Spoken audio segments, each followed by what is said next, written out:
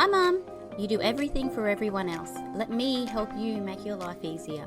Quick, short information to make you empowered and remind you why you are so important. Because if you don't know what's on the menu, how can you choose what's right for you? Hi, I'm Alina, Director of my private practice Supportive Therapy, an everyday Aussie mum trying not to lose my biscuits at my kids. As a mental health professional, I'm here to share my secrets so no other mother feels alone or powerless. Knowledge is power, and I want you to be powerful. Think of it like I'm your mindset coach through all of this. Everything is backed by science and psychology. I believe in you, and I want you to be the best version of yourself. To be happy and to feel in control, you need to be mentally strong. Hi everyone, welcome to this episode of Mentally Strong Mums with me. My name's Alina Bishop, and this little episode is going to be about positive intent. Positive intent is huge once you start to learn and practice it during your life. It helps with mental health. It helps with your own self-worth and self-esteem, and knowing that you are in control of your own state, as opposed to constantly thinking about what other people think or what other people feel, and being triggered by your biggest insecurities in life. So this is a really lovely one about positive intent, being intentional about being positive when it comes to other people and how they treat you or speak to you, right? So this is very important as well for those people pleasers. Sometimes women, if we are more inclined to be a people pleaser, if someone is negative or they're short with you, or they have to rush off, you then sometimes automatically assume negative intent, which is maybe they don't like me, or maybe I've done something wrong, or maybe I have offended them in some way. So then you will ruminate about this over and over and over again to try and figure it out, and then that can sometimes condition social anxiety, so that next time that you see them, you're on guard, or you're worried, or you're watching yourself, right? But if you were to assume and change your state into positive intent means that, well, maybe they've had a really bad morning with the kids and they just need to leave. Or maybe they've only had 3 hours sleep and they can't engage in a conversation. Or maybe they're running really late from work and they don't know how to say because at the moment they're flustered and they need to leave. So that's kind of the difference between having a positive intent and a negative intent. Because at least you can see with the positive intent, if that was communicated with you in some way, sorry, I've only had 3 hours, I've got to go, I can't talk. You would go, yep, no worries at all. Do you know? But if that's not communicated because you don't know what other people are going through and you don't know what it's like to be them in their life, you might then automatically assume negative intent, right? Negative intent is I've done something wrong, or I've upset them, or whatever it is. That can then trigger your biggest insecurities within yourself. So if your biggest insecurity is negative cognition, negative thoughts, such as I'm not good enough, that little single interaction, if you have a negative intent, you'll go, their intentions were negative. Maybe I am not good enough. Maybe I am not worthy. Why did I even bother trying to make friends today? What was the point? It's better if I don't even make friends with other mums. Do you know what I mean? So having these little switches and understanding about how to assume that there's a positive intent will leave you with better mental health than sometimes your brain or intrusive thoughts will automatically assume negative intent, and then that can also trigger your biggest insecurities. It can also be a trauma response, and how difficult that is, right? So when you think about the past and your trauma teaches us to prepare for harm or prepare for something bad to happen so that I can then protect myself. That's sometimes why these intrusive thoughts are here, or my negative intent, because at least I can kind of prepare for something to happen. So then that will then hurt your unhealed core wounds. And we've spoken about core wounds in the past, and we're going to obviously dive deeper when we go through my course. But if your core wound, as we said, is I'm not good enough, or it's rejected, I get rejected all the time, or abandonment because people always leave, that's going to be really difficult and painful with you, that interaction. And imagine if it's not. The truth is actually this side on the positive intent that they've only had 3 hours sleep, they're running late for work, they just can't talk, their brain is at capacity, they are self-conscious themselves and they don't want to admit that they're having a hard time, so then they leave, right? So we're all in this together and how difficult it is. The thing that you need to be able to do is protect yourself, protect your state, and protect your mind. Another really good one is when sometimes with your partner, sometimes if you try to message your partner or connect with them and they're not available or they're not answering, you can then perceive that as negative intent, such as they're rejecting me, or I've done something wrong, or they're still mad about the thing that we had 4 days ago. When in reality, which is positive intent, they're probably at work, they're probably drowning, they don't have the capacity to do this. They were also up last night with the kids because it was the full moon, what is it called, the lunar eclipse, and it was a blood moon, so we're all up at all of that kind of stuff. If you can almost give people the benefit of the doubt, giving people the benefit of the doubt that, you know what, we're all trying, we're all struggling, don't take things too personal, it's probably not even about you. That can also be translatable to everyday scenarios with strangers, even to things like if you've got a teacher or a manager, or even if you're driving to the shops and someone cuts you off. Your negative intent could be that they're an awful human and they're coming for me and they almost caused an accident and they did that on purpose, and maybe it's because I'm a female driver, or maybe it's because of the car I'm in. I'm always a target for all of this. Where your positive intent could be, you know what, maybe they have got gastro and they really need to get home and they're cutting everyone off. I'm pretty sure if they're doing it to me, they're doing it to everyone else. Don't take things personal. It's got nothing to do with me, right? Giving people the benefit of the doubt as opposed to constantly living in a state of negativity, almost paranoia, how that's then triggering your insecurities, your unhealed traumas, your core wounds, as well as your negative core beliefs or negative cognitions about yourself, right? So sometimes as well, when mums come in and then they say they can't connect with my daughter, she just hates me. She's a teenager. She just hates me and there's nothing I can do and she just blah, blah, blah, blah. So that's negative intent. She just hates me. I can't do anything right. What's the point anyways? And so then you get disgruntled and then you're already, before the next interaction, negative and angry about it because she's probably triggered your biggest insecurities. If you were to look at things and giving your daughter the benefit of the doubt with that positive intent, you know what? Maybe it's that time of the month and her hormones are raging.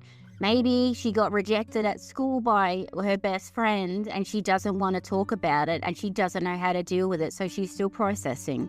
If you can look at things with negative intent and giving people the benefit of the doubt, we can deal with anything negative afterwards, right? But instead of assuming that everyone's out to get you, you're doing everything wrong, you're not good enough, and how that can then have those flow-on effects on your mind, right? So assuming the best in others until they're proven otherwise, okay? So realizing that it's not about letting people walk all over you, not being that people pleaser. It's about pausing your assumptions, because humans need predictability and control. So sometimes I need that predictability and control to be able to see what's coming next. How am I best going to be able to look after myself? And as well as what we said about trauma before, why are they going to come and harm me, right? But if you can pause your assumptions, and then if this is difficult for you to do on this side, if you're on YouTube, you can see me visually. So if you're just listening to the podcast, I've got my left palm out and my right palm out. The left represents negativity and the right represents positive intent. I'm giving people the benefit of the doubt. How can you live statistically on the right-hand side in the positive intent 80% of the time so that it doesn't let other people impact you or it doesn't then feed your people pleaser, you then don't feel like that burden or an inconvenience, which is triggered by everything in the negative intent, okay? So even if you just put a pause, let's not decide what this means yet, but let's find out. Maybe even if you saw that other mum the next day or the next week, oh gosh, was everything okay? Oh no, it wasn't. I was having the worst morning. I'm sorry I was short. I didn't mean to do that, whatever that looks like, right? So being able to do that, you're not putting all of your time and energy into other people's assumed perceptions of you, and you're perceiving that they're negative, and then I feel negative about myself. So you've assumed, without understanding the facts, that someone's thinking negatively about you, which in turn makes you feel negative about yourself. So this is this cycle that then hurts your mental health, puts yourself down, and it's this invisible scenario that no one else is involved in except for you. How easy is it if you can start to train your brain on the right-hand side and say, no, take a pause, because whatever's been your go-to, which if your go-to's always been the negative intent because you've got social anxiety or because of your unhealed traumas or because you're a people pleaser, so you're constantly waiting on other people to give you positive signs or whatever it is, being able to rewire your brain to think positively, to give people the benefit of the doubt, to know it's probably got nothing about you, that it didn't even matter what you did in that scenario, they would still be the same. It's hard the majority of days to try and do everything and manage everything, especially with the kids, with your romantic relationship, trying to pay the bills, getting everywhere on time, keeping up with all the stuff, all the in-laws, all of the stuff. Let's give everyone the benefit of the doubt, including yourself, that you don't know what other people are going through. But if you constantly assume that it's always about you and you're perceiving that you've always done something wrong, that's going to keep you stuck, and that's going to be awful for your mental health, okay? So being able to have some kind of control over your own brain and over your own thoughts and over your own state. And when I talk about state, so you can have a happy state, you can have a calm state, you can have a relaxed state, or you can have an anxious state. How can I choose to always work hard for my mental health, for my physical health, for my emotional health, to always be in a bit of a calm state or a positive state and give other people the benefit of the doubt? To know that's their stuff, that's got nothing to do with me. Maybe they're having a bad time. Maybe they've got gastro and that's why they cut me off. Maybe, you know what I mean? It's got nothing to do with you. All you have to do is do your best. If someone asks for help, then obviously you can help them. If everyone's drowning, which it kind of feels like it a lot of the time, don't make things more difficult for you or for them. If you need help, I'm always here for you. But you've got to be able to be there for you as well, instead of getting yourself dragged into other people's imaginary scenarios that aren't even real, and then you've chastised yourself and emasculated yourself with something that isn't even real, okay? So there's a really interesting analogy and that's why sometimes, because we think in pictures, I like to be able to give another option or another perspective. And it's essentially like my house is my state. So my house is how I feel about myself, my emotions, my self-worth, my self-esteem. Your house over there is your worth, your self-esteem, your emotions, and what you're going through, right? So if your partner comes home and they say, you're so lovely, you're such a great mum, I'm so proud to be with you, thanks for being good wifey, I've then put all of my house and my emotions in his house, so that when he gives me something positive, instead of knowing rock solid within myself, of course I'm all of this, they then have the ability to change my state and change how I feel about myself. And so then if they're happy with me, I'm happy with me. But if they come home and they've had a bad day, they've been triggered, they're really cranky, they're overwhelmed, they haven't slept, they don't know how to connect, and they don't know how to express or articulate or communicate how upset they are. So then they, by their own default, they take their upset out on you because you're the closest person to them. So then they're angry with you, they're cranky, they're short, they say you've done everything wrong, you can't do anything right, you've disappointed them and they've let them down. Because I don't have my house and my emotions in my house because I haven't built myself up, I've put all of my stuff into their house. So then when they're upset with me or they're angry or they're frustrated, I am then disappointed with myself and angry with myself and frustrated with myself. So whatever their mood is towards me, then in turn is my mood towards myself. So if they're happy with me, I'm happy with me. If they're angry with me, I'm angry with me, or I'm disappointed with me. So it's important to know that their stuff can stay in their house and your stuff needs to stay in your house.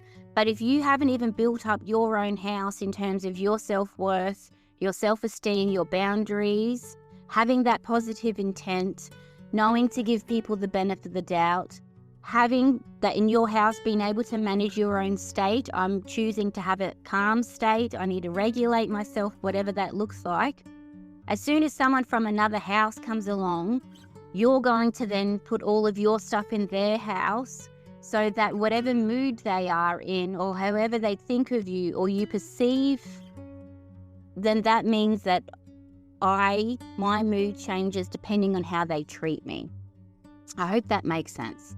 Once you get that analogy, it took me a little while to understand it, and you've got to have someone that's good at articulating things, and I'm not particularly good at articulating things a lot of the time. I'm dyslexic, I've got dyscalculia, I have ADHD, so I get distracted by anything all the time, So if you can understand how important it is to be able to keep everything in your house, to know that I am proud of myself, I'm trying the best that I can, I'm choosing to give people the benefit of the doubt.